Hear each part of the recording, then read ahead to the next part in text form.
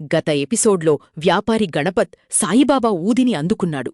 కాని అతని వ్యాపారం ఇంకా సరిగా సాగడంలేదు. బాబా మాటలు అతనికి గందరగోళంగా అనిపించాయి. అతని యాంత్రికంగా ఆ బూడిదను పూసుకున్నాడు.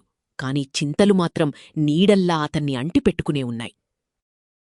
కాని నెమ్మదిగా సాయి మాటలు అతని చెవుల్లో మళ్ళీ మళ్ళీ వినిపించసాగాయి. నీ మమకారాలను కాల్చివెయ్యి. గణపత్ తన ఆందోళనలు, అత్యాశ, నష్టం భయాలు అన్నీ ఒక పవిత్రమైన అగ్నిలో సమర్పిస్తున్నట్లు ఊహించుకున్నాడు. అతను నిజాయితీగా పనిచేయడం, దయతో వ్యవహరించడంపై దృష్టిపెట్టాడు. మంచి జరిగినా, చెడు జరిగినా, ఏ ఫలితం వచ్చినా అంగీకరించాడు. ఇది ప్రపంచాన్ని మార్చడం గురించి కాదు, తన ప్రతిస్పందనను మార్చుకోవడం గురించి అని అర్థం చేసుకున్నాడు.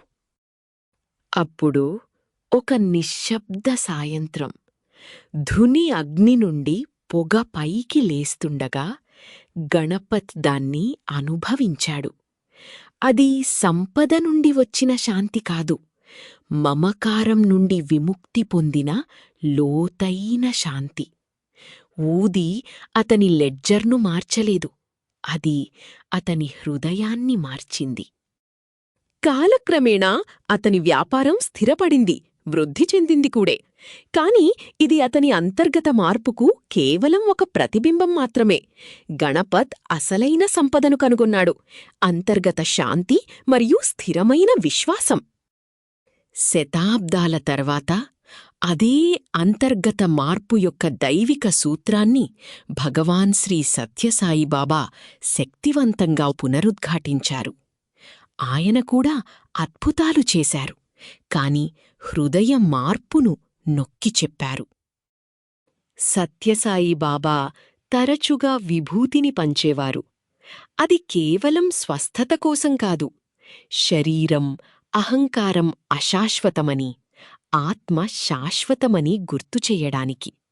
ఆ బూడిద ఒక చిహ్నం, ఒక దైవిక సూచన. షిరిడీ ఫకీర్ నుండి పుట్టపర్తి గురువు వరకు సందేశం స్థిరంగా ఉంది.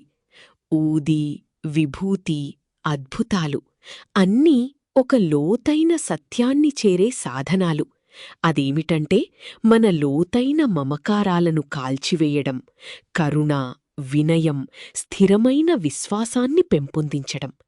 మనం భక్తితో నేను మరియు నాది అనే భావాలను కాల్చివేసినప్పుడు మిగిలేది మన దైవిక సారం యొక్క స్వచ్ఛమైన బూడిద, సాయితో శాశ్వతంగా ఒకటిగా ఉంటుంది. ఓం సాయిరాం. ఇలాంటి సాయిబాబా స్టోరీస్ కోసం సబ్స్క్రైబ్ చేయండి, మీ ఫ్యామిలీకి షేర్ చేయండి. ఓం సాయిరాం.